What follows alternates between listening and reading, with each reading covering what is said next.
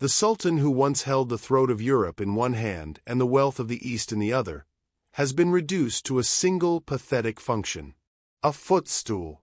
On the burning plains of Ankara, July 1402, the most terrifying man in the known world is down on his hands and knees. He is not praying to God. He is offering his back to a conqueror. The silence of the battlefield is heavy, broken only by the grunt of effort as an old man, crippled in one leg and withered in one arm, steps onto the spine of the Ottoman Empire to mount his horse. For that agonizing second, Sultan Bayezid I is not a ruler. He is furniture. He is a mounting block for the man who just dismantled his entire life. To understand the horror of this moment, you have to understand the titan who is eating the dirt. They called him Yildirim, the thunderbolt. He was not just a king. He was a force of nature. This was the man who moved armies with a speed that defied the physics of medieval warfare, appearing on the Danube one week and the Euphrates the next. He was the man who had annihilated the greatest crusade Europe had launched in a century, slaughtering French knights until his arm grew tired from the killing.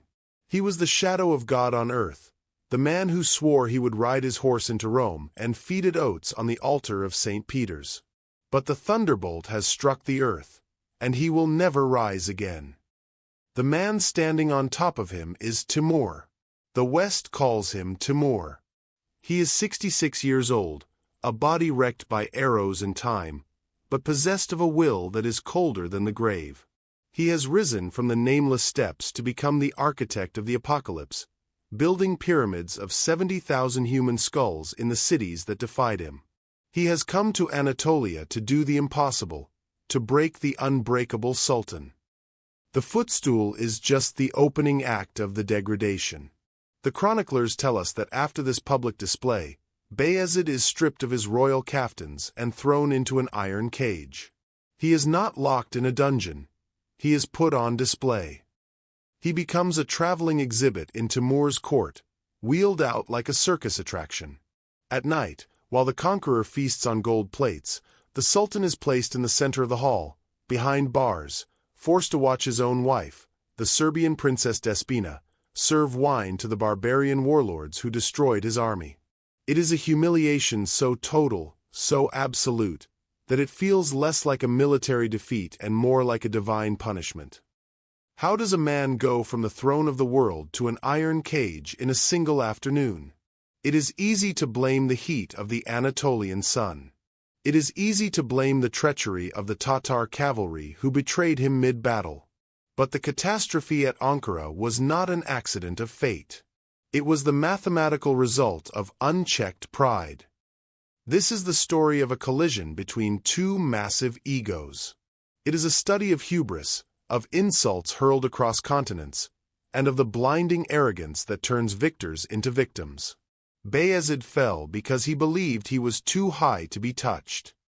He forgot the oldest rule of power: the higher the throne, the more fragile the legs. History is usually written by the winners, but this story is written in the silence of the defeated. It is a dark, uncomfortable look at the fragility of power. To help us preserve these difficult chapters of history and ensure they are not forgotten, please take a moment to like this video and subscribe to the channel. Your support allows us to keep telling the stories that others leave in the dark. To understand the tragedy of the man in the cage, we cannot start at the end. We cannot start with the defeat. We have to understand the violence that made him. We have to go back 13 years, to a different battlefield, where the air was thick with smoke and the ground was slick with blood. Bayezid was not born a monster. He was crafted into one by the brutal necessities of his time. His path to the cage began on the day his father died, on a field called Kosovo, where he learned that power is worth any price, even the life of his own brother. The seeds of his destruction were not sown in Ankara. They were sown in the blood of his kin, the day the thunderbolt first struck. To understand the man who ended up in the cage, we must understand the moment he first tasted absolute power. It was not given to him. He took it, and he paid for it with the blood of his own kin. The year is 1389, 13 years before the disaster at Ankara. The location is a windy, desolate plain in Kosovo, known to the locals as the Field of Blackbirds. It is June 15th, St. Vitus Day. The air is thick with dust and the metallic tang of blood. Two great hosts are grinding against each other in a death embrace. On one side stands the coalition of the Balkans, Serbians, Bosnians, Albanians, and Wallachians, led by the Serbian Prince Lazar. They are fighting for their existence, for their faith, and for their freedom. On the other side stands the Ottoman war machine, led by Bayezid's father, Sultan Murad I. This is a clash of civilizations. The noise is deafening, the screaming of horses, the clash of steel on shields, the roar of 30,000 men trying to kill 30,000 other men. In the center of this chaos, Sultan Murad feels confident. His army is disciplined. His janissaries are holding the line. The victory seems inevitable. But in the medieval world, confidence is often a prelude to disaster. Out of the smoke rides a Serbian noble named Miloš Obilić. He has turned his shield backward, a sign of desertion. He rides toward the Ottoman lines, shouting that he has secrets to tell the Sultan, that he wishes to defect. The Ottoman guards, sensing a high-value prisoner, let him pass. They bring him to the Sultan's tent. Murad, expecting a surrender, offers his hand or perhaps his foot to be kissed. In a split second, history changes course. Obilić draws a dagger hidden in his robes. He lunges.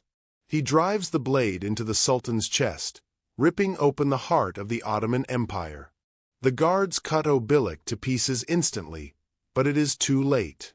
The Sultan is dying. The head of the snake has been cut off.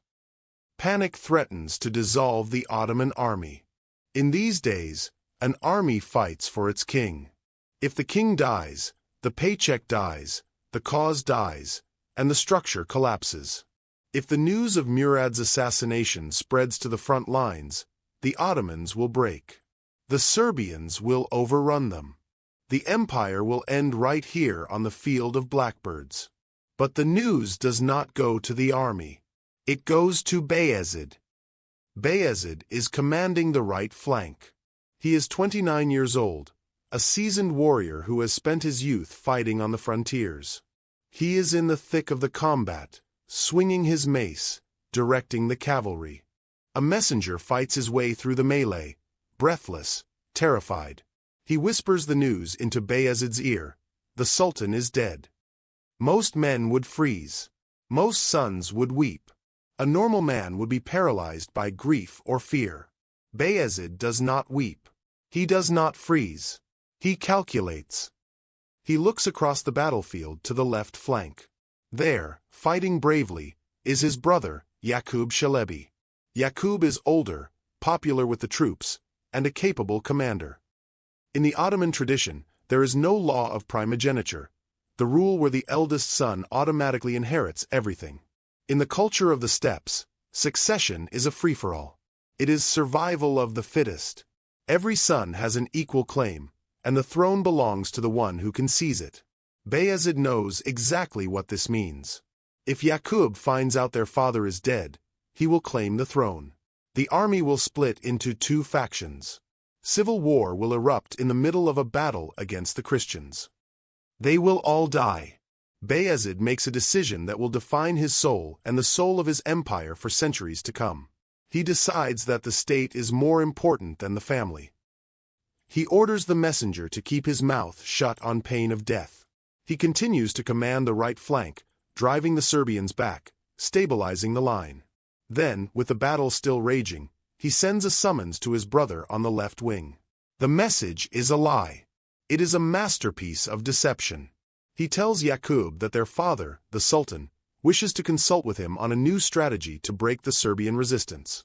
It is a perfectly reasonable request. Yakub, exhausted, covered in sweat and grime, loyal to his father, hands over command of his wing to a subordinate and rides toward the center. He has no idea he is riding to his grave. Yaqub arrives at the Sultan's tent. The sounds of battle are muffled here. The air is still.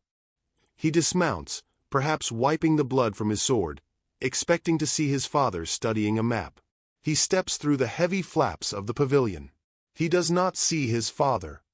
He sees the mutes, the deaf-mute executioners of the court, men chosen because they cannot hear pleas for mercy and cannot speak of what they have done. And standing in the shadows is Bayezid. Before Yaqub can ask a question, before he can realize the betrayal, the bowstring is around his neck. The bowstring. It is the specific tool of Ottoman royal execution. It is forbidden to spill the blood of the royal dynasty on the ground, so they do not use swords or axes. They strangle. It is clean. It is quiet. Yaqub struggles. He gasps for air, his eyes locking onto his brother's. Bayezid watches. He does not look away. He watches the life leave his brother's body until Yaqub goes limp. In the span of an hour, Bayezid has lost a father and killed a brother. He is now the sole heir. He is the Sultan. He steps out of the tent. He announces to the commanders that Murad is dead and that he, Bayezid, is their new master. The army, terrified of being leaderless in the middle of a war, accepts him instantly. They cheer for him. They have no choice. Bayezid mounts his horse and unleashes a fury upon the Serbians that earns him his nickname. He destroys the remaining Serbian forces. He captures Prince Lazar and executes him on the spot. He secures the Balkans for the Ottoman Empire. He has won the battle, and he has won the throne. But the price was his humanity. This act of fratricide was the original sin of Bayezid's reign, but it was also his governing philosophy. It established a brutal precedent that would later be codified into law by his descendants. Whosoever of my sons inherits the Sultan's throne, it is fitting that he should kill his brothers for the order of the world. Bayezid internalized this logic. He believed that power cannot be shared. If you share power, you weaken it. If you hesitate, you die. This belief made him incredibly effective. It allowed him to move with that terrifying speed, to crush rebellions before they started, to annex territories without a second thought. He cut out the rot before it could spread. But it also isolated him. A man who can strangle his own brother in a tent while thousands die outside is a man who trusts no one. He becomes a singular force, a monolith. He surrounds himself with soldiers and slaves, but he has no peers.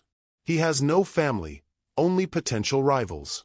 This ruthlessness worked when he was fighting smaller enemies. It worked when he was crushing the minor princes of Anatolia or the disorganized knights of Europe.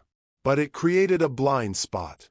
Bayezid began to believe that because he was willing to do the unthinkable, he was untouchable.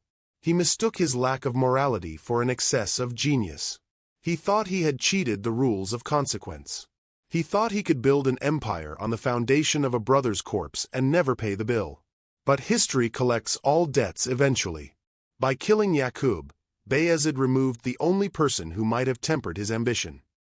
He removed the only other man who understood the weight of the crown. He was now alone at the summit of the world, surrounded by yes-men and terrified subordinates. There was no one left to tell him when he was wrong. There was no one left to warn him when he went too far. And so, when the letters began to arrive from the east, insulting letters from a lame warlord named Timur, Bayezid did not consult with wise counsel. He did not think about the safety of his people. He reacted with the same arrogant, solitary fury that had served him at Kosovo. He saw another rival to be strangled. He did not realize that this time, he was not the one holding the bowstring. The victory at Kosovo gave Bayezid the throne, but it also sealed his fate. It taught him that force was the only language the world understood. It taught him that he was the master of death. It led him down a path of unbridled aggression that would take him from the Balkans to the banks of the Euphrates, and finally, inevitably, to the plains of Ankara.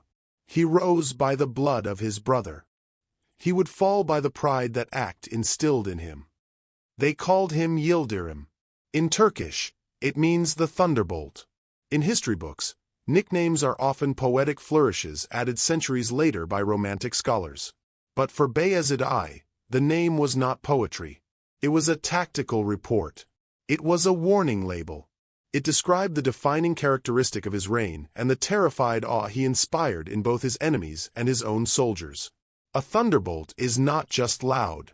It is sudden. It strikes without preamble. It destroys whatever it touches, and then, before the smoke has cleared, it is gone. This was Bayezid. After the bloodbath at Kosovo, a lesser man would have paused. He had just inherited a throne, killed his brother, and buried his father. The Ottoman army was battered. The treasury was strained. The logical move was to return to the capital, Bursa, to consolidate power, accept the oaths of loyalty from his viziers, and perhaps rest for a season. But Bayezid did not know how to rest. To him, stillness was death. He understood that in the vacuum left by his father's death, rebellion would fester like gangrene in a wound. If he stopped moving, his enemies would realize he was mortal. So, he decided to become a force of nature. He launched a military campaign that defies the logistics of the medieval world. In an era where armies moved at the speed of an ox cart, bogged down by mud and supply trains, Bayezid moved his forces with a velocity that seemed supernatural. He force-marched his cavalry across mountain ranges in the dead of winter. He appeared outside city gates weeks before scouts reported he had even left his capital. He turned the Ottoman army into a weapon of rapid response, a mechanism of pure aggression. But his target was not Europe. He turned his back on the Christian West and looked toward the Muslim East. He looked at Anatolia. For over a century, the Anatolian peninsula, modern-day Turkey, had been a patchwork quilt of small, independent principalities known as beyliks. These were Turkish, Muslim states, ruled by local dynasties like the Karamanids, the Germianids, the Aydinids, and the Sarahanids. For generations, the Ottomans had treated these neighbors with caution. Bayezid's father and grandfather had viewed them as brothers in faith. They had expanded Ottoman influence over them slowly, through marriage alliances, purchase of land, and diplomatic pressure. It was a slow, respectful absorption. They avoided shedding Muslim blood whenever possible, preferring to focus their holy war, or ghazw, against the Christian Byzantines and Balkans. Bayezid tore up that rulebook. He had no patience for diplomacy. He had no interest in marrying princesses to gain a few castles. He wanted absolute submission, and he wanted it now. He viewed the independent beyliks not as brothers, but as obstacles. To him, the Ottoman state was destined to be a centralized empire, an autocracy where all power flowed from one man. The existence of other Turkish rulers was an insult to his supremacy. In the winter of 1389 and the spring of 1390, the thunderbolt struck Anatolia. First, he turned on the beylik of Aydin on the Aegean coast. He descended upon them with such overwhelming force that resistance was mathematically impossible. The ruler of Aydin surrendered, his lands annexed, his dynasty erased. Bayezid did not stop to celebrate. He pivoted instantly to Saruhan, then to Mentees. City after city threw open its gates, terrified by the stories of his speed and his wrath. The independent beys found themselves dethroned before they could even muster their armies. Bayezid swept through western Anatolia like a wildfire consuming dry grass. But the real prize, and the real danger, was Karaman. The Karamanids were the heavyweights of Anatolia. They controlled the central plateau, the ancient city of Konya, and they considered themselves the true heirs of the Seljuk Turks. They looked down on the Ottomans as upstarts. They had plagued Bayezid's father for years, nipping at his heels whenever he marched into Europe. Bayezid decided to end them. He marched on Konya. The siege was brutal and short. The Karamanid forces, accustomed to the gentlemanly skirmishes of the past, were unprepared for the total war Bayezid brought to their doorstep. He smashed their defenses. He captured their bey. And in a move that shocked the Islamic world, he annexed their territory completely. By 1395, Bayezid had doubled the size of the Ottoman state. He ruled from the Danube in Europe to the Euphrates in Asia. He was the master of 2 continents. But there was a hidden cost to this blitzkrieg. It was a cost that could not be measured in gold or land, but in loyalty and karma. By waging war on fellow Muslims, Bayezid began to alienate the core of his own society. The Ottoman state was built on the ideal of the Ghazi, the holy warrior. The entire legitimacy of the Sultan rested on his role as the sword of Islam, fighting against the infidel. When Bayezid ordered his soldiers to march against Karaman or Germian, he was asking them to kill men who prayed to the same god, spoke the same language, and shared the same culture. The soldiers obeyed, because they feared Bayezid more than they feared hell. But the morale cracked. The old-school commanders grumbled in their tents. They whispered that the Sultan had lost his way, that he was drunk on power, that he was behaving like a pharaoh instead of a Ghazi. They saw him adopting Byzantine manners, drinking wine, and ignoring the sacred traditions of the frontier. And then there was the issue of the victims. In his haste to conquer, Bayezid made a critical error.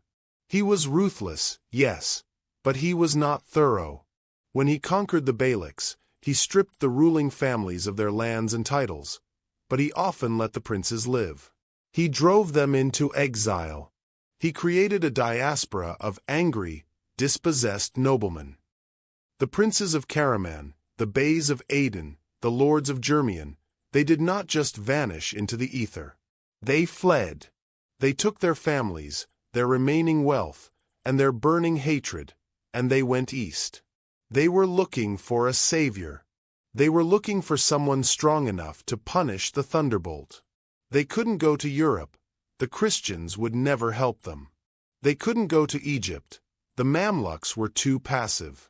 So they kept riding east, across the mountains, into the lands of Persia.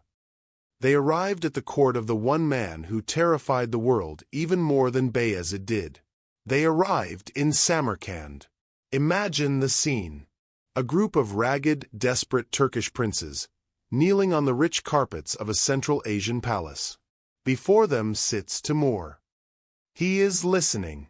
He is always listening. These exiles poured poison into Timur's ear. They told him that Bayezid was a tyrant. They told him that Bayezid was oppressing fellow Muslims, that he was stealing lands that did not belong to him, that he was insulting the traditions of the Turks. They appealed to Timur's ego.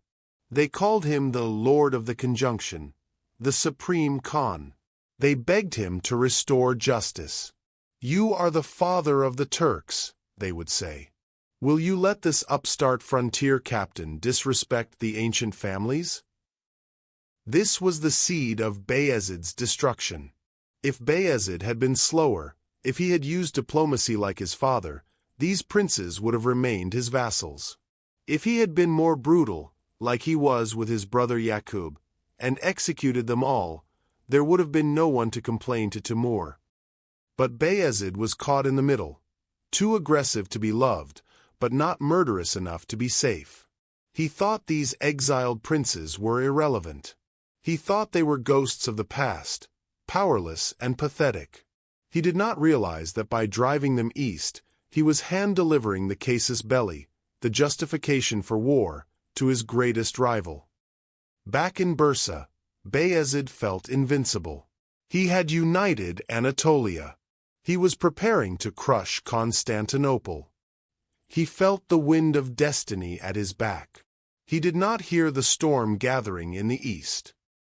He did not know that in the court of Samarkand, the map of his empire was being unrolled, and his name was being circled in red ink. The thunderbolt was striking everything in its path, blinded by its own light. He was moving so fast he couldn't see the cliff edge. He believed speed was his armor.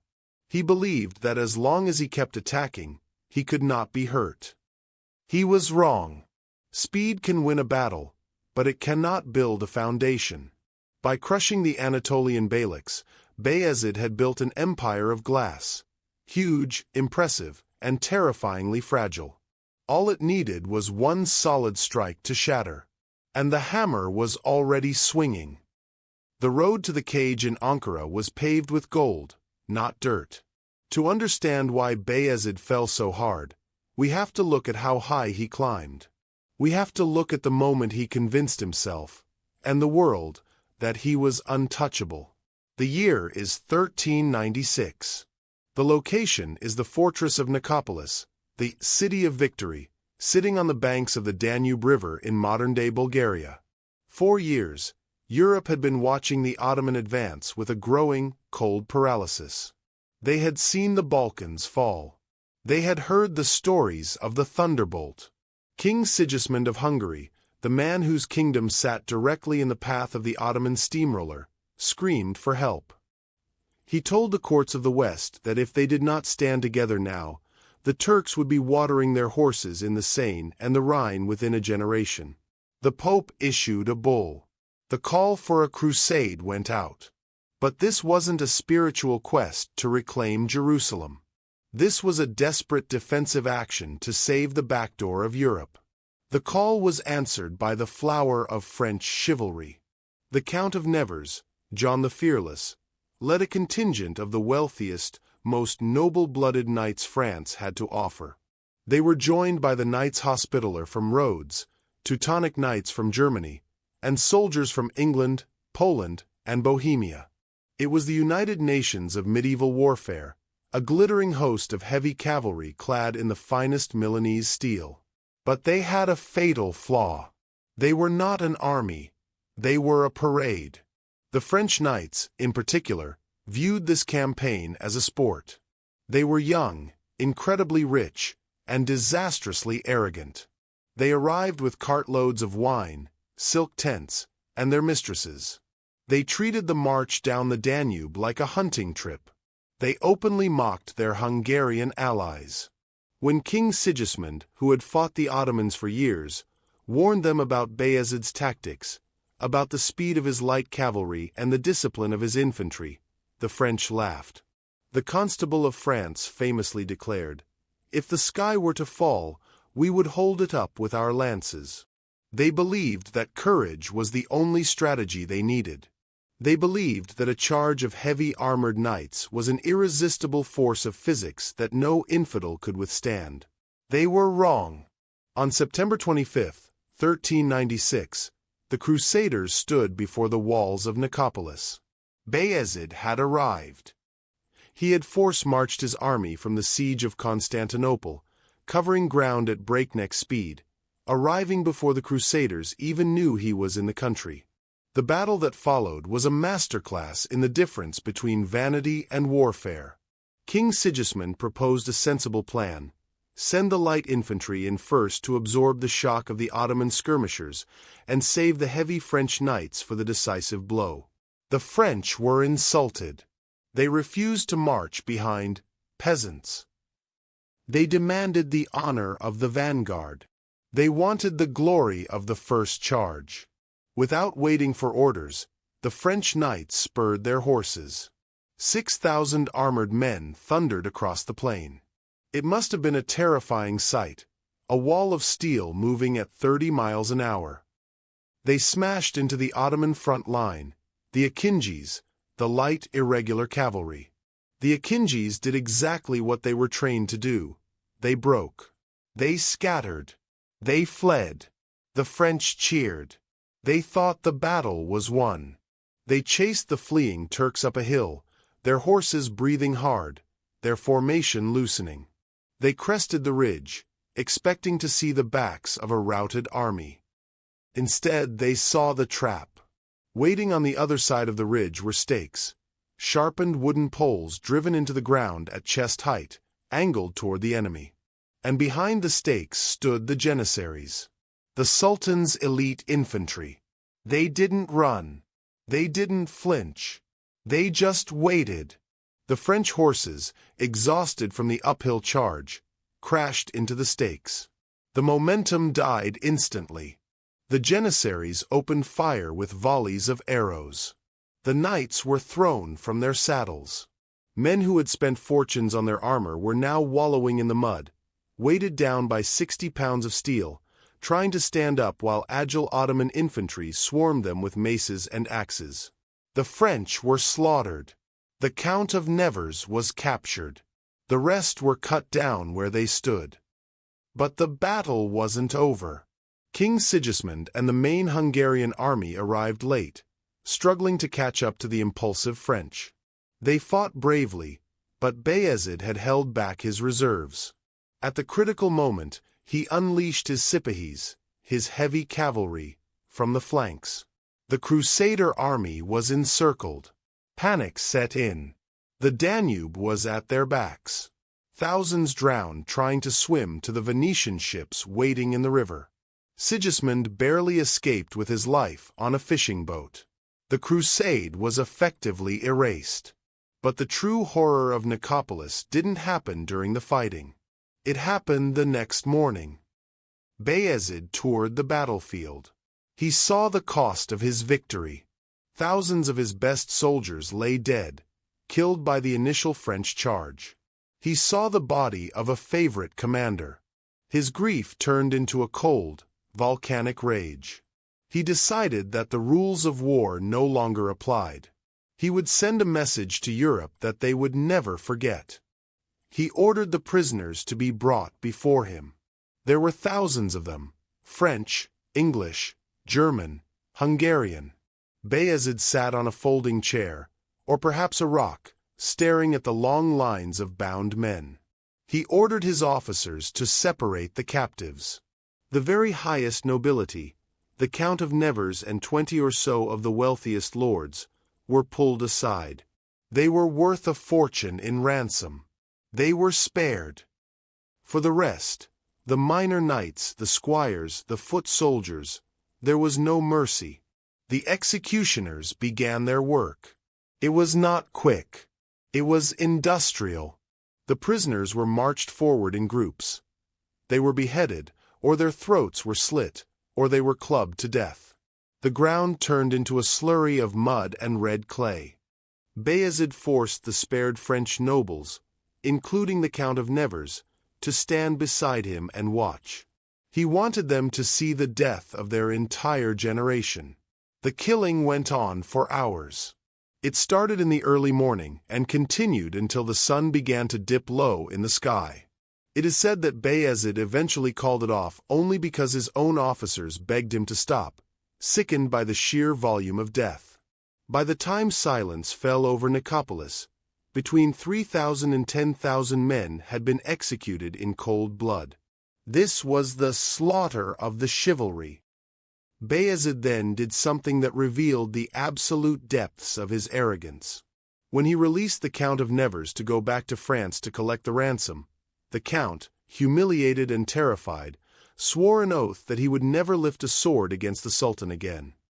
Bayezid laughed. He shook his head and offered the Count a final, toxic display of his contempt. He told him, "Do not swear such an oath. I give you full permission to break it. Go back, raise another army, and come against me again. For I am born to wage war, and nothing pleases me more than to conquer Christians." He was taunting them. He was telling them that their best effort was his entertainment. This victory changed Bayezid. Before Nicopolis, he was a warlord expanding his territory. After Nicopolis, he believed he was a god. He had defeated the united might of Europe. He had wiped out a crusade in an afternoon. In his mind, there was no one left on earth who could challenge him. He sent trophies of the battle, suits of French armor, captured weapons, to the Mamluk Sultan in Cairo and the rulers of the East, as if to say, "Look what I have done. Bow down." But this victory was a poison pill. It was a false summit. Because he had crushed the West so completely, Bayezid stopped looking over his shoulder. He assumed the threat was gone. He turned his obsessive gaze toward the one prize that still eluded him, Constantinople. He tightened the blockade. He began to plan the final assault on the city. He spent his days dreaming of sitting on the throne of the Caesars. He was so focused on the dying empire in front of him that he ignored the living monster rising behind him. While Bayezid was celebrating Nicopolis, the refugees he had created in Anatolia were whispering in Timur's ear. While Bayezid was mocking French knights, Timur was sacking Delhi. While Bayezid was resting on his laurels, believing he had reached the peak of human power, the tectonic plates of geopolitics were shifting. Nicopolis convinced Bayezid he was invincible. It fed his ego until it was bloated and deaf to reason. It made him dismiss the diplomatic insults from Timur as the barking of a distant dog. He thought, "I defeated the Crusaders. What can a crippled old man from the steppes do to me?" He didn't realize that Nicopolis was the high water mark. The tide was about to go out, and it would take him with it. He had climbed to the top of the mountain only to find that the fall from the summit is the longest drop of all. While Bayezid was busy convincing himself he was a god in the west, a very real demon was waking up in the east. To understand the scale of the threat that was moving toward Anatolia, we have to adjust our definition of violence. Bayezid was a conqueror. He wanted land, taxes, and soldiers. He was brutal, but he was rational. If you surrendered to Bayezid, you became an Ottoman subject. You paid your tithe, you followed his laws, and life went on. Timur was something else entirely. He was not interested in subjects. He was interested in submission. He did not want to govern the world. He wanted to break it, just to prove that he could. He was born Timur in 1336, in the green valleys of Transoxiana, in modern-day Uzbekistan. He came from the Barlas tribe, a clan of mongrelized nobility, Mongols who had adopted Turkish language and Islamic customs, living in the shattered fragments of Genghis Khan's empire. He was not born to power. He was not a prince like Bayezid. He was a sheep stealer, a bandit. In his youth, during a raid to steal livestock, he took 2 arrows to the right side of his body. One pierced his leg, the other smashed his elbow. The wounds never healed properly. The leg stiffened, leaving him with a dragging, rhythmic limp. The arm withered, the hand frozen in a claw. His enemies mocked him. In Persian, they called him Timur-I Lang, Timur the Lame. In the West, the name was corrupted into Timur. But they didn't understand the psychology of the man. The pain didn't slow him down. It sharpened him. It fueled a rage that would burn across Asia for 35 years. He couldn't hold a sword in his right hand, so he learned to swing it with his left. He couldn't walk without a limp, so he spent his life in the saddle, where he was equal to any man. He rose through the chaos of tribal politics not by bloodline, but by sheer cunning and extreme violence. Because he wasn't a direct descendant of Genghis Khan, the laws of the steppe said he could never take the title of Khan. He could never be the supreme emperor by right. So, he found a loophole. He married a princess of the Genghisid line and took the title Gurgen, the son-in-law. He ruled through puppet khans, keeping the throne empty while he held the whip. He didn't need the title. He had the power. By 1370, he was the master of Samarkand. He turned the city into a jewel of the Silk Road, forcing the greatest architects, astronomers, and artisans of the world to beautify his capital. But outside the walls of Samarkand, he was a hurricane. Timur's philosophy of war was distinct from Bayezid's. Bayezid was an empire builder. He wanted to construct a state that would last forever. Timur was a nomad at heart. He viewed cities not as assets, but as targets. He viewed settled populations as sheep to be sheared or slaughtered. He called himself the Sword of Islam, claiming to fight for the glory of God, yet he spent 90% of his career slaughtering fellow Muslims. His weapon was terror, not the vague fear of death, but a specific, theatrical, psychological terror designed to paralyze nations before his army even arrived. The defining moment of this policy came in 1387, in the Persian city of Isfahan. Isfahan had surrendered. The city opened its gates, hoping for mercy. Timur accepted their submission and left a garrison of tax collectors to strip the city of its wealth. But the people of Isfahan made a fatal mistake. One night, pushed too far by the greed of the tax collectors, a mob rose up. They killed the garrison. They dragged the bodies through the streets. When Timur heard the news, he didn't just order a counterattack.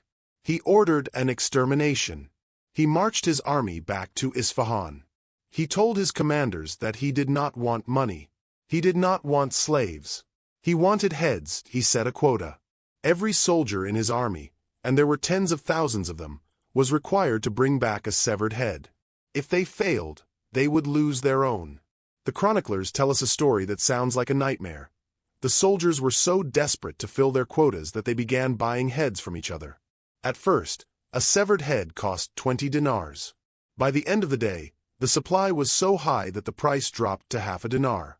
They hunted the people of Isfahan through the streets. They dragged them from basements and mosques. They killed men, women, and children indiscriminately. When the slaughter was finished, Timur did not bury the dead. He built with them. Outside the city gates, his engineers constructed 28 towers. They were not made of stone. They were made of 70,000 human heads, stacked in precise, geometric patterns, cemented together with mud and clay. The faces looked out toward the horizon, a silent, rotting warning to anyone else who thought about defying the lame conqueror. This was his signature. In Delhi, he massacred 100,000 captives in a single day because they slowed down his march. In Baghdad, just a year before facing Bayezid, he ordered each soldier to bring back 2 heads.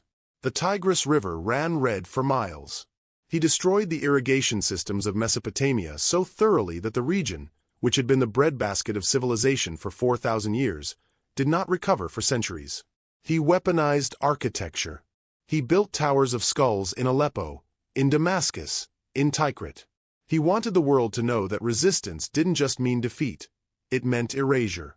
This brings us to the terrifying question of the era. If you were a soldier in 1400, who would you fear more? The disciplined thunderbolt, or the chaotic lame conqueror? Let me know in the comments. Because the difference between them was fundamental. Bayezid was a tyrant, yes. He strangled his brother. He executed prisoners at Nicopolis. But Bayezid was a man of the state. He wanted to rule you. If you paid your taxes and bowed your head, you lived. There was a logic to his violence. It was transactional. Timur's violence was existential. He didn't care about your taxes. He didn't care about your laws. He was a force of entropy. He destroyed simply because he was strong enough to do it. He was like a natural disaster given human form. The refugees fleeing west into Bayezid's territory brought these stories with them. They spoke of the towers of skulls. They spoke of the smell of death that hung over Persia. They told the Ottomans that a monster was coming. But Bayezid didn't listen. Bayezid looked at Timur and saw only a cripple. He saw an old man, nearly 70, who had to be carried on a litter when he wasn't on a horse. He saw a frontier captain, with no royal blood. Bayezid, who had the blood of the House of Osman in his veins, who had defeated the Knights of France, could not conceive that this barbarian was his equal. He made the classic mistake of the civilized man facing the nomad. He assumed that rules applied. He assumed that wars were fought for territory, for logic, for gain. He didn't understand that Timur fought for legacy. Timur knew he was dying. He knew his time was short. He wasn't trying to build a stable kingdom for his sons. He was trying to carve his name into the bedrock of history so deep that wind and time could never erode it. Timur looked at Bayezid and saw the one thing he hated most, a rival.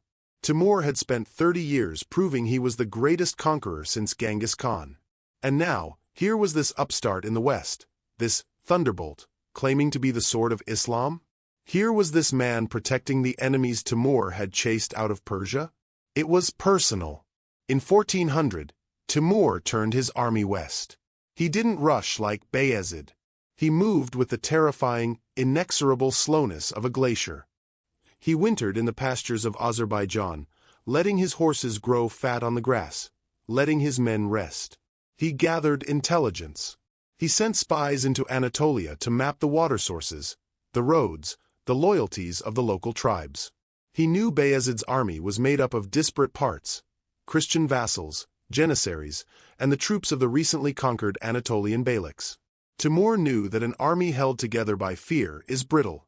He knew that the Tatar cavalry in Bayezid's ranks had cousins in his own army. He knew where the cracks were. Bayezid saw a battlefield. Timur saw a chessboard. While Bayezid was writing arrogant letters, calling Timur a dog, and challenging him to fight, Timur was already winning the war before a single arrow was fired. He was sending secret messages to the Tatar chieftains in Bayezid's army. He was promising to restore the lands of the Anatolian beys if they deserted the Ottoman Sultan. He was dismantling Bayezid's power base from the inside out. The wolf from the steppes was not just coming to fight. He was coming to hunt. And for the first time in his life, the thunderbolt was not the predator. He was the prey. History is full of wars that started over land, gold, or religion. But the collision between the Ottoman Empire and the Timurid Empire was different. It did not begin with an arrow or a cavalry charge. It began with ink. Before the armies ever met on the field, they met on paper. And in the archives of history, the correspondence between Sultan Bayezid I and Timur stands as the most lethal exchange of insults ever recorded. It was a slow-motion diplomatic train wreck, a masterclass in how two massive egos can talk themselves into a disaster that kills thousands. The tension began with a simple political friction: refugees. When Bayezid crushed the Anatolian beyliks, the dispossessed princes fled to Timur.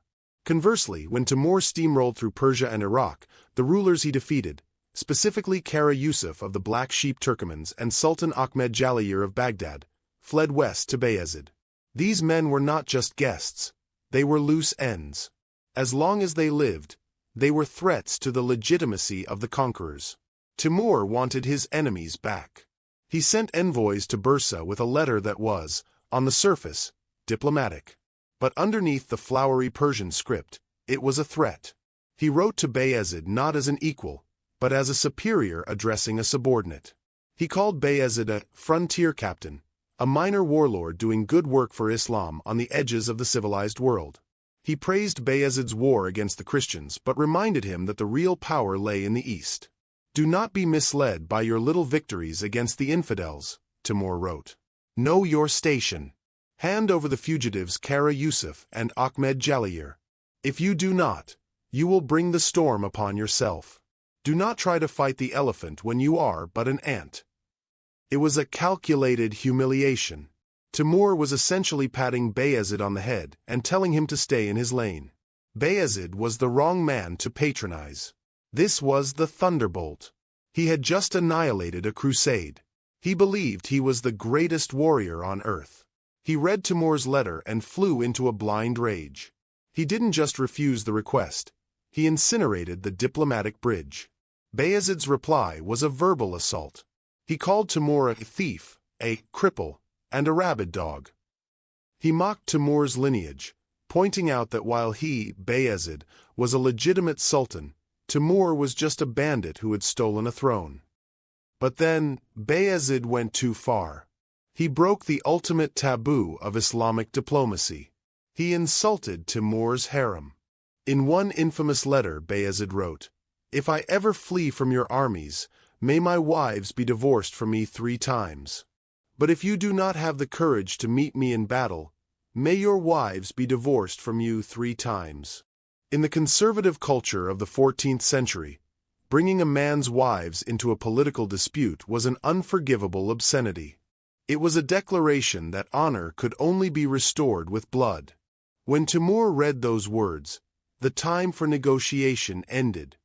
He reportedly turned to his generals and said simply, "The son of Osman is mad. He must be cured." The war of words was over. The war of flesh began. In the summer of 1400, the first blow fell. But it did not fall on Bayezid directly. It fell on the city of Shivas. Shivas was the gateway to central Anatolia, a wealthy, fortified trade hub guarded by Ottoman troops and a large population of Armenian Christians who were loyal to the Sultan. Bayezid had sworn to protect them. He was confident they could hold out. He was busy in the west, besieging Constantinople, and he believed the walls of Shivas were strong enough to delay Timur until he could arrive. He was wrong. Timur did not besiege cities. He deleted them. He arrived at Shivas with an army that covered the horizon. His engineers, the finest in the world, went to work immediately. They didn't just pound the walls with catapults. They undermined them.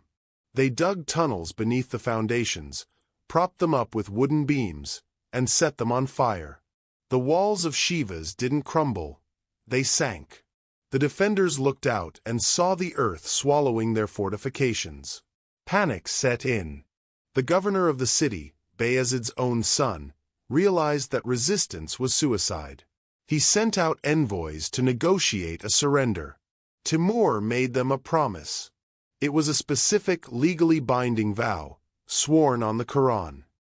He told the defenders, "If you surrender the city now, I promise that no blood will be shed."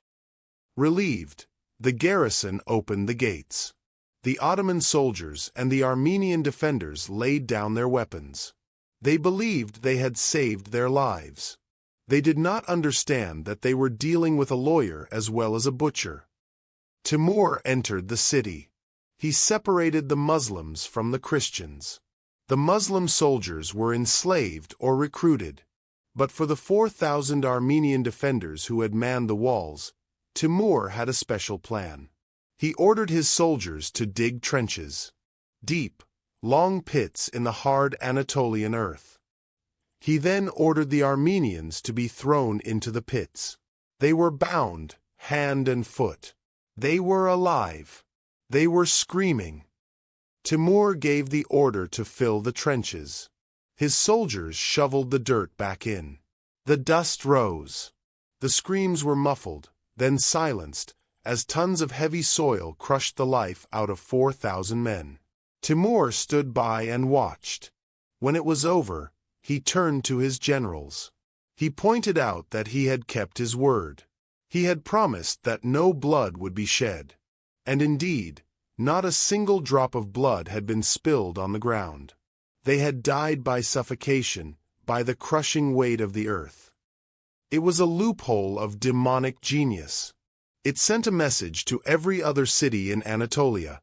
Timur's mercy is a trap. Fight and die, or surrender and die. After the burial, the destruction continued. Timur burned Shivas to the ground. He captured Bayezid's son, Ertugrul, and had him executed. He leveled the buildings so thoroughly that it was said a horse could gallop across the site without stumbling over a single stone. News of the atrocity reached Bayezid in Bursa. The shock was physical. His son was dead. His gateway city was gone. The cripple he had mocked had just walked through his front door and buried his best defenders alive. This was the moment Bayezid should have paused. He should have realized that he was fighting a different kind of enemy, an enemy who combined the tactical brilliance of a grandmaster with the cruelty of a monster. He should have pulled back, gathered his allies, and chosen a defensive ground deep in his own territory. But the insults still rang in his ears. The shame of Shivas burned him. His pride, wounded and bleeding, took the wheel. He lifted the siege of Constantinople, turned his army around, and marched east. He was not marching to save his empire. He was marching to silence the man who had dared to talk down to him. The letters had done their work. They had baited the bull. Now, the matador was waiting. The Battle of Ankara was not decided by the clash of steel. It was decided by the ache in a soldier's legs, the dust in his throat, and the map in his commander's head. It was decided days before the armies even saw each other, in a masterclass of strategic maneuvering that left one army fresh and the other broken before the first arrow was loosed. It begins with a decision that must have tasted like ash in Bayezid's mouth. It is the summer of 1402. Bayezid is camped outside the walls of Constantinople. He is so close to his dream. The city is starving. The Byzantine emperor is begging for aid that isn't coming. The Ottoman blockade is strangling the last breath out of the Roman Empire. Bayezid can practically feel the weight of the crown of Caesars on his head. But he has to walk away. The news from the east is too catastrophic to ignore. Timur has sacked Shivas. He has buried the Sultan's son. He is moving deeper into Anatolia. Bayezid realizes that if he takes Constantinople but loses his own empire, he gains nothing. So, with a curse, he orders the siege lifted. He pulls his army back from the walls of history and turns them toward the burning sun of the east. He is angry, and anger is a blinder. Bayezid's strategy is simple, direct, and aggressive. Find Timur. Kill Timur. He marches his army east towards Shivas, expecting to meet the invader head-on. He assumes Timur will behave like a normal conqueror, that he will continue to push forward along the main trade routes, looting and burning. Bayezid rushes to intercept him, hoping to catch him in the rough terrain where the Ottoman infantry can grind the Mongol cavalry to dust. But Timur is not a normal conqueror. He is a ghost. As Bayezid pushes east, his scouts bring back confusing reports. They find burned villages, but no army. They find tracks that vanish. They find silence.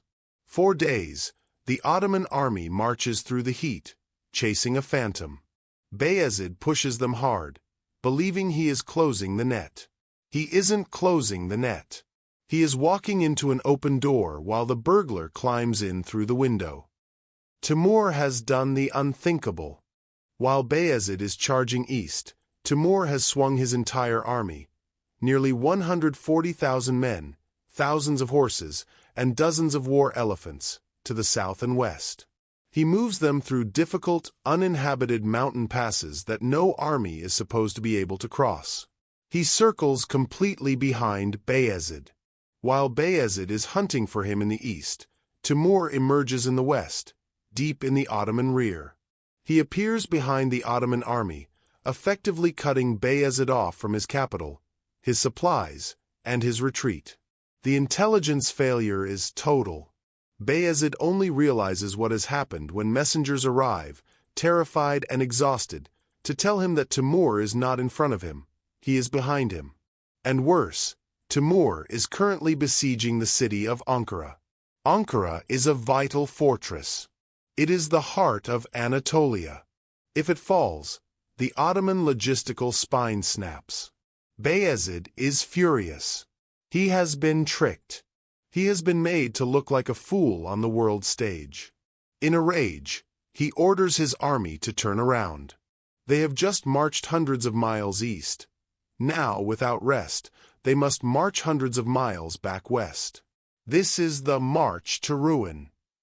It is July in Anatolia. The heat is a physical weight, pressing down on the men like a heavy wool blanket. The temperature soars to over 100 degrees Fahrenheit. The Ottoman soldiers are loaded down with equipment, chainmail, helmets, shields, weapons. They are walking through clouds of dust that coat their lungs and crack their lips. They force march for a week. Discipline begins to fray. Horses die of exhaustion. Men collapse on the side of the road and are left behind. They are running on adrenaline and fear, driven by the Sultan's whip. When they finally stumble onto the plain of Ankara, they are a wreck. They are dehydrated, sleep-deprived, and demoralized. They look across the valley and see their nightmare.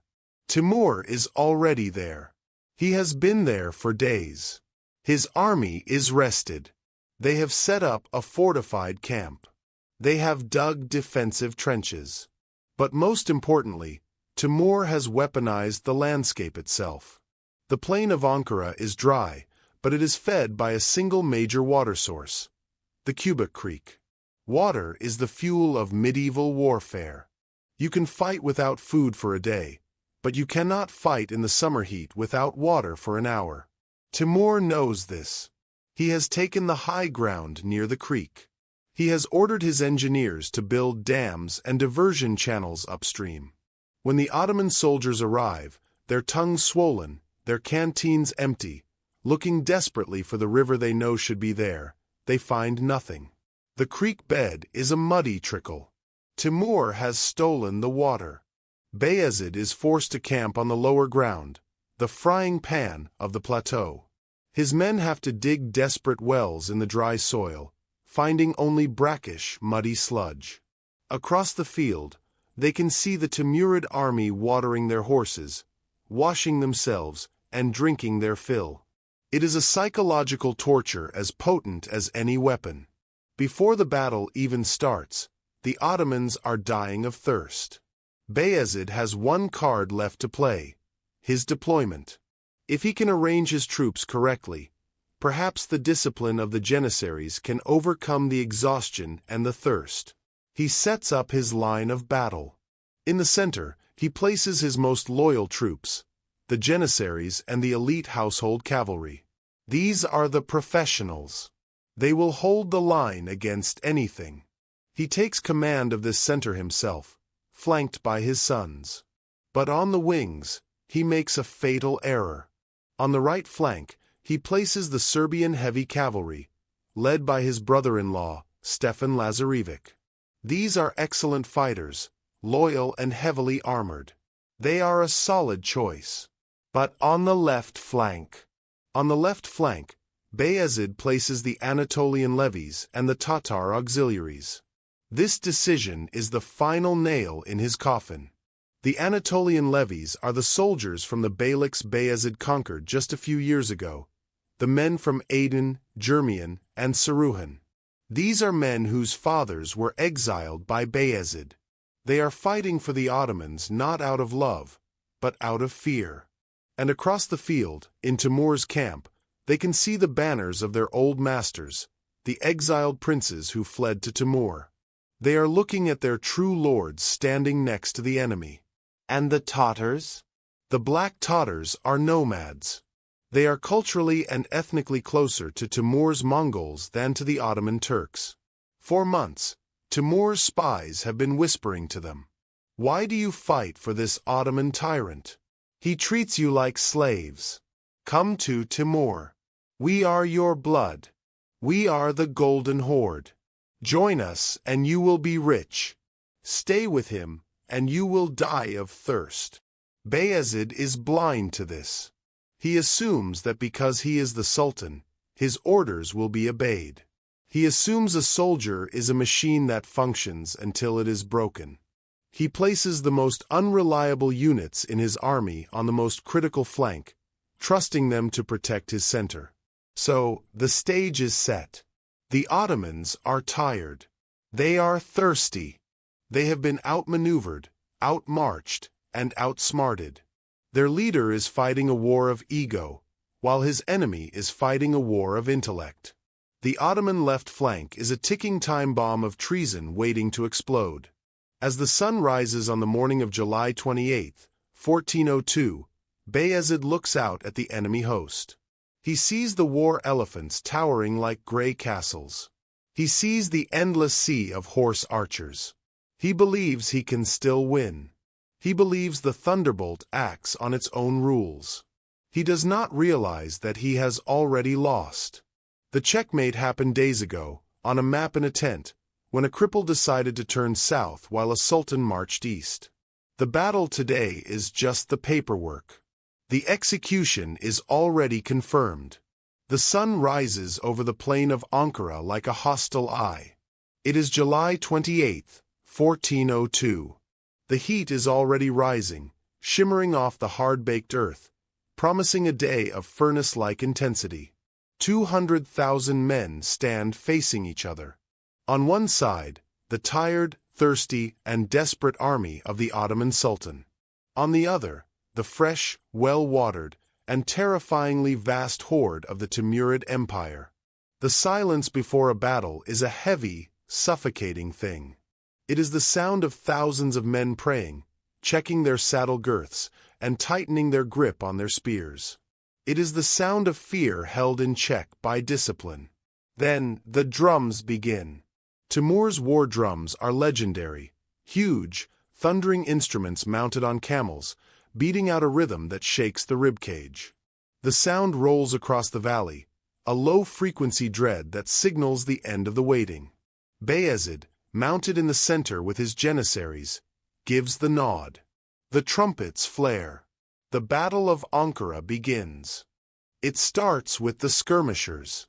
Clouds of arrows darken the sky like a sudden swarm of locusts.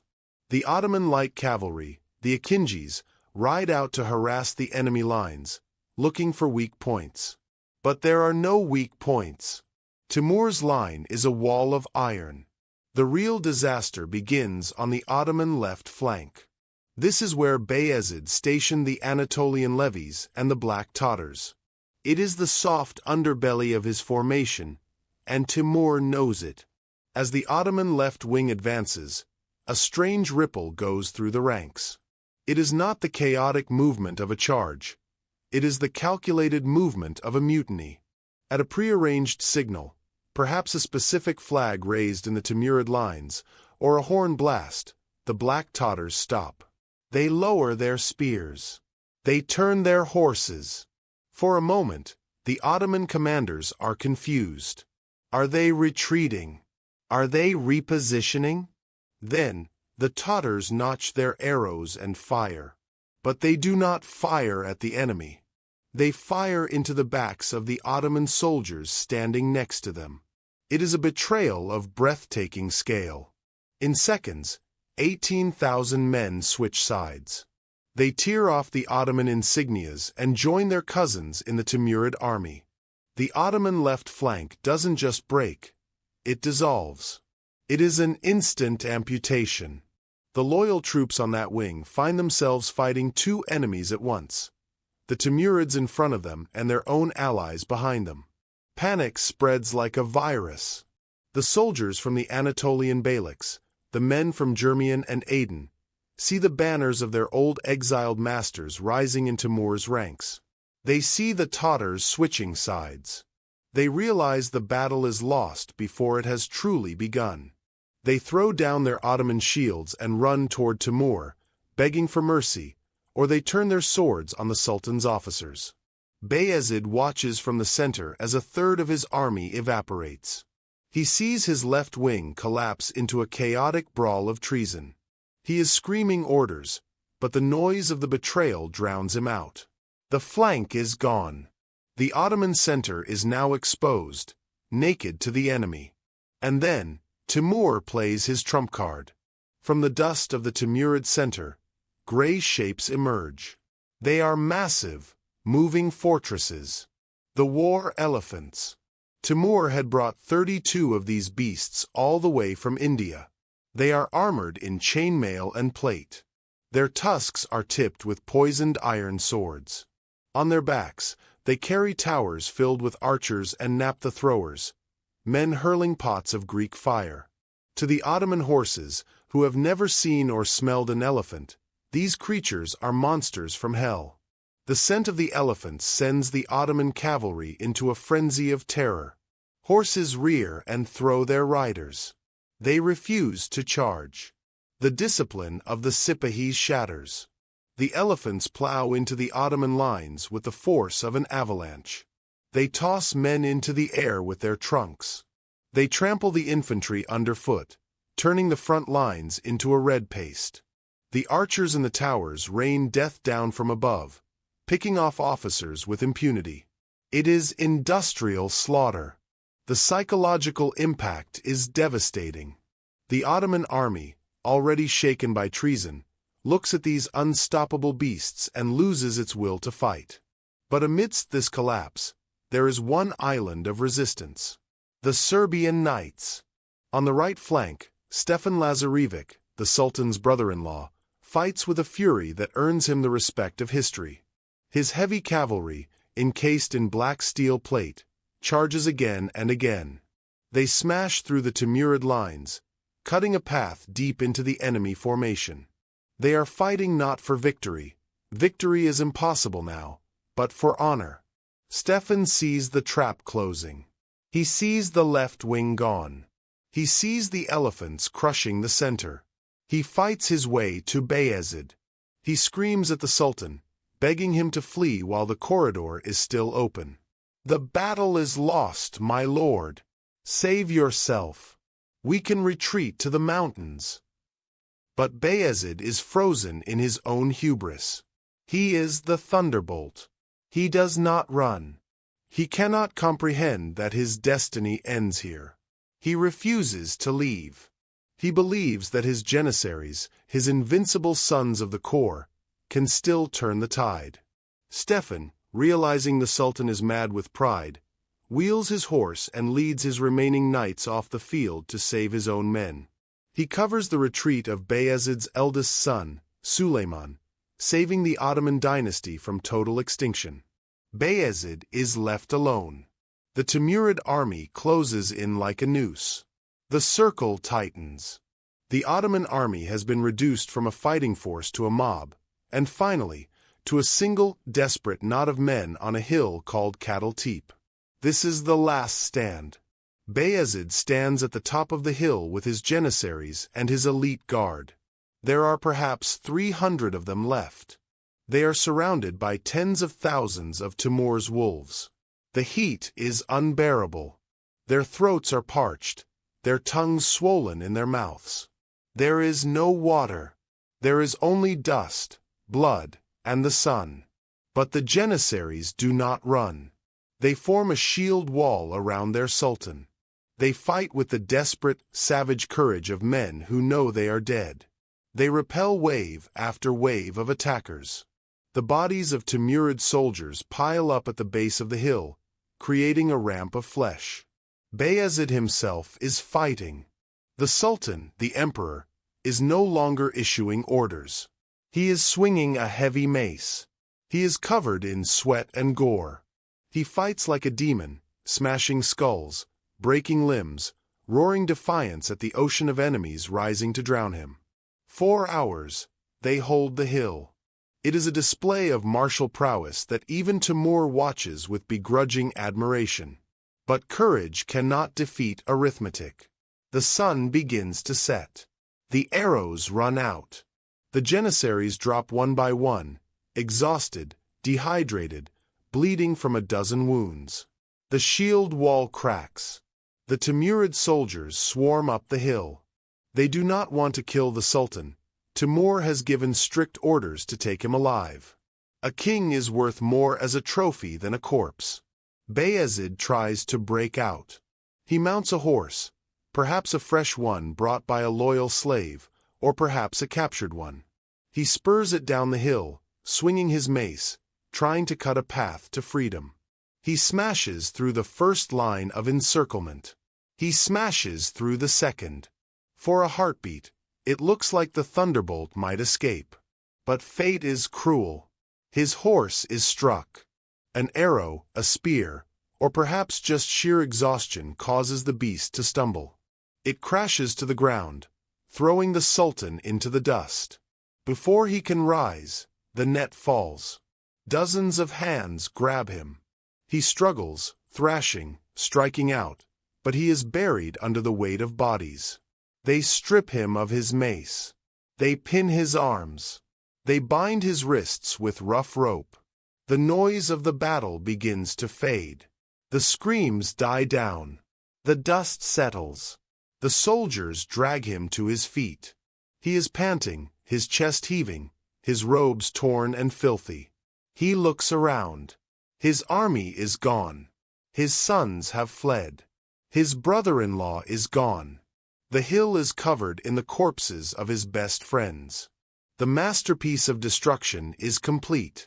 The soldiers shove him forward, marching him toward the great tent where Timur is waiting. The walk is long. Every step is a hammer blow to his pride. He is marched past the lines of victorious Timurid soldiers who jeer and spit. He is marched past the elephants that broke his center. He is no longer the Sultan of Rum. He is no longer the thunderbolt. He is a prisoner.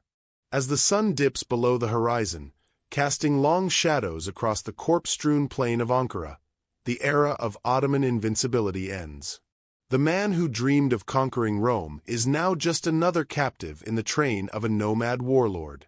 The silence returns to the plateau, broken only by the groans of the dying and the clinking of the chains that now bind the hands of God's shadow on earth. The battle is over, but the torture has just begun. When they drag Bayezid into Timur's tent, the The scene is almost cinematic in its cruelty. Timur is playing chess with his son. He does not look up immediately. He lets the Sultan of the Ottomans stand there, bound and bleeding, waiting for acknowledgement. When Timur finally raises his eyes, he doesn't shout. He doesn't gloat. He smiles. He looks at Bayezid, who has lost an eye in the fighting, and then points to his own crippled leg. He says, "It seems, Bayezid, that God does not care much for the rulers of this world, for he has given it to a cripple and a one-eyed man." It is a moment of dark philosophy, but the philosophy ends where the humiliation begins. The legend of the iron cage has been debated by historians for centuries. Some say it was a literal cage, a barred cell mounted on a wagon. Others say it is a mistranslation, that cage referred to a litter with latticework curtains. But in the symbolic landscape of history, the difference is irrelevant. Bayezid was an animal on display. For the next 8 months, the former master of Europe is dragged across Anatolia in Timur's wake. He watches helplessly as Timur's soldiers sack the Ottoman capital of Bursa. He watches as they loot his treasury, stealing the gold and silver his ancestors had accumulated for 100 years. He watches as they burn the Ottoman archives, erasing the written history of his dynasty. But the deepest cut is personal. Timur takes Bayezid's wife, the Serbian Princess Despina, and forces her into his harem. At the victory banquets, while Bayezid sits in his chains, he is forced to watch Despina serving wine to the Mongol warlords. In the conservative, honor-bound world of the Turkish court, this is a fate worse than death. It is a spiritual castration. It is designed to ensure that even if Bayezid survives, he will never be a sultan again. He is a cuckold. He is broken. While the sultan rots in captivity, his empire catches fire. The defeat at Ankara shatters the Ottoman state. Bayezid's sons, Suleiman, Isa, Mehmed, and Musa, have all fled the battlefield. They do not band together to save their father. They turn on each other. The Ottoman Interregnum begins. It is a civil war of ferocious intensity. Brother fights brother for the scraps of the empire. They hire mercenaries. They burn each other's cities. The unity that Bayezid had built with such ruthless speed dissolves into a decade of fratricidal chaos. The Byzantine Empire, which was days away from falling, gets a reprieve of 50 years. The Christians in the Balkans breathe a sigh of relief. The thunderbolt is gone, and his lightning has turned inward. Bayezid watches all of this from his cage. He sees the smoke rising from his cities. He hears the news of his sons killing each other. He realizes that everything he built, every victory, every sacrifice, every drop of blood, has been for nothing. The end comes in March 1403. The caravan is in Aksahir, a small town in central Anatolia. Bayezid is only 42 years old, but he looks 80. His spirit is finally crushed. How does he die? The history books are murky, but the rumors are dark. Some say he died of a stroke, his heart simply giving out under the weight of his grief. Others say it was suicide. One account claims he had a ring with a secret compartment containing a potent poison, a final escape hatch for a king who had lost his crown. He swallowed the poison, choosing death over another day of shame. But the darkest story, the one that haunts the imagination, is that he killed himself with brute force. In a fit of despair, unable to bear the sight of his cage any longer, he began to smash his own head against the iron bars. Again and again.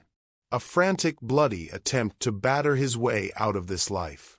Whatever the method, the result is the same. The thunderbolt is extinguished in the dark, a prisoner in his own land. And what of the victor? What of the man who put him in the cage? Timur does not enjoy his triumph for long. He is a shark. He must keep moving to breathe. After destroying the Ottomans, he turns his eyes to the ultimate prize, China. He gathers an army of 200,000 men to march across the roof of the world to restore the Mongol Empire to its greatest extent. But winter is the one enemy Timur cannot defeat. In February 1405, just 2 years after Bayezid, Timur falls ill on the road. The cold seeps into his old bones. The man who killed 17 million people, 5% of the world's population at the time, dies shivering in a tent, far from home. His empire, built on terror and skulls, collapses almost instantly. His sons and grandsons fight over the pieces, just like Bayezid's sons. Within a generation, the Timurid Empire is a shadow. In the end, Ankara was a graveyard for two empires. But the Ottomans, unlike the Timurids, would rise again. Bayezid's son Mehmed I would eventually win the civil war. He would rebuild the state, learning from his father's mistakes. The Ottomans would go on to conquer Constantinople, defeat the Mamluks, and rule the world for another 500 years. But they never forgot the lesson of the cage. Future sultans would remember Bayezid. They would remember that power is fragile. They would remember that pride is a trap. They would lock their own brothers in the golden cage of the palace, not out of cruelty, but out of a desperate, ancestral fear of civil war. The trauma of 1402 became part of the Ottoman DNA. Bayezid's story is not just a tragedy. It is a warning. It is a reminder that the line between a conqueror and a captive is thinner than a sword's edge. He wanted to be Alexander the Great. He ended up as a cautionary tale. He wanted to storm the gates of Rome, but he died staring at the bars of a cell. Ambition built an empire, and pride put it in a cage. Bayezid's story is a warning that no matter how high the throne, the fall is always waiting. If you enjoyed this deep dive into one of history's darkest rivalries, please like this video and subscribe to the channel. We are building a library of the past's most compelling stories, and we can't do it without you. Until next time, remember, history isn't just dates and maps. It's the story of us, at our best and at our absolute worst.